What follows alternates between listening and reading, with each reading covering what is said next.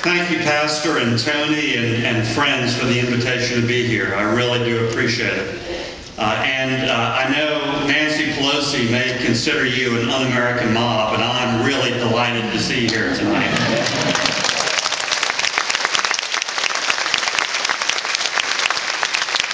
And I'm particularly delighted. This is my 20th town hall meeting this month around Louisiana, and I'll have number 21 on Wednesday. But I'm particularly delighted to see a church-based discussion and a faith-based discussion. And certainly we all need to work to promote and multiply more of those around the state, and the involvement of all of you and faith-based folks in our civic process.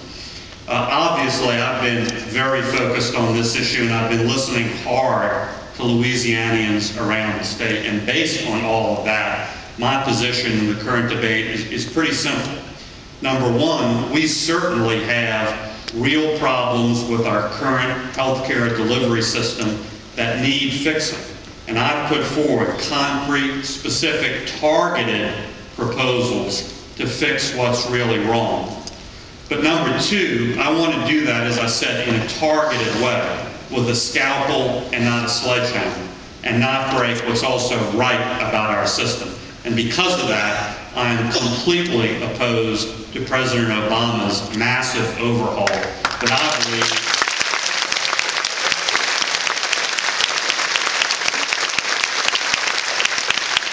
believe would do far more harm than good. Let me quickly mention 3 reasons I say that, and 3 examples, and I could list many, many more, but 3 examples of specific targeted reforms that I'm fighting for. First of all, why I'm opposed to the massive Obama proposal. First of all, most fundamentally, because I think the so-called government option, or anything like it, would immediately, if enacted, become the dominant option, and would very quickly become the only option. In other words, government-run, socialized health care, and I'm completely opposed to that model.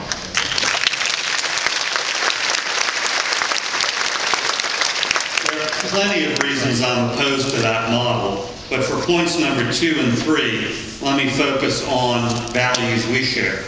Point number 2 is I am convinced that model will lead to taxpayer-sponsored and promoted abortions, and I'm very, very fearful of that. Now, in this debate,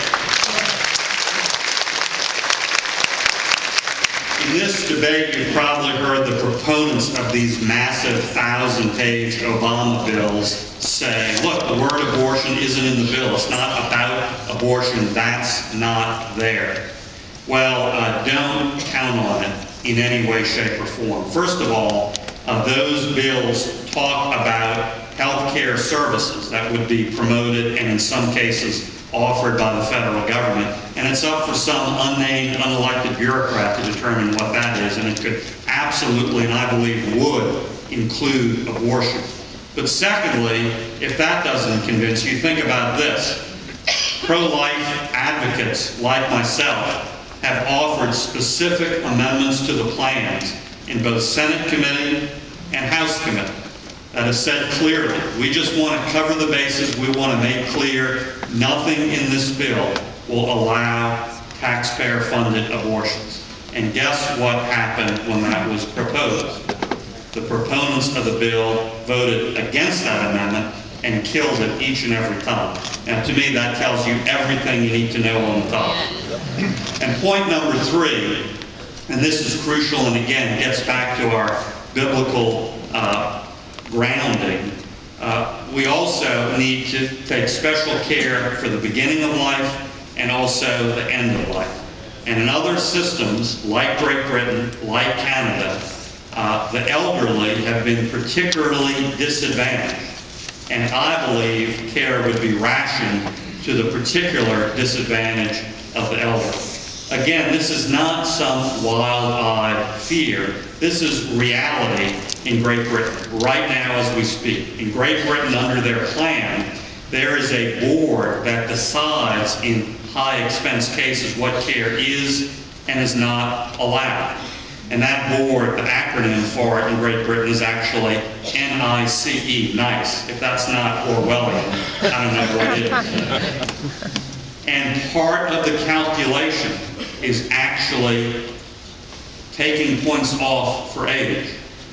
Because part of the calculation is how much a certain treatment will extend or enhance the patient's life. And so if you're talking about cancer treatment, for instance, you get more points for extension of life and enhancement of life if you're 20 than if you're 70. And it's really just that simple, and that is absolutely part of the calculation. Now, I think that is morally wrong and scary.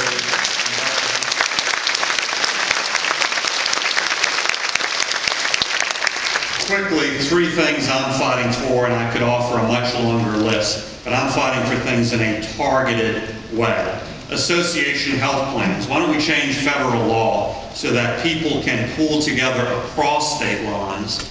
Small businesses can come together through their national trade associations, like the National Restaurant Association, form much larger buying pools, and get better deals in the marketplace. That would bring down premiums enormously.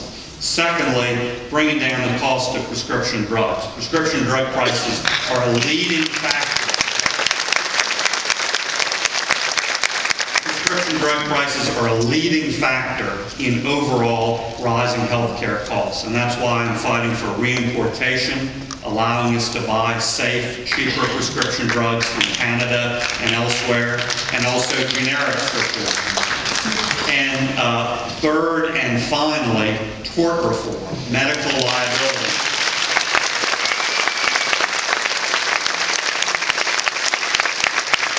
It's not the only answer, but it sure as heck is part of the answer to cut out frivolous lawsuits. And not just actual frivolous lawsuits that are filed, but the real cost is all of the defensive medicine, all of the tests that are ordered by every doctor every day because of the fear of getting sued. Talk to any doctor. Talk to these 2 MDs. Talk to my brother who's an MD. Every one of them will tell you that doctors order every test in sight because of the fear of being put on the stand when anything goes wrong, having nothing to do with their practice, and being asked, did you order test A? Did you order test B? Did you order test C? Did you order test D? Now, if the answer to any of that is no, they have a much greater chance of being found liable. That is caused by lawsuit mania, and tort reform can help fix that and take tens or even hundreds of billions of dollars of unnecessary costs out of the system. I look forward to our discussion. Thank you very much.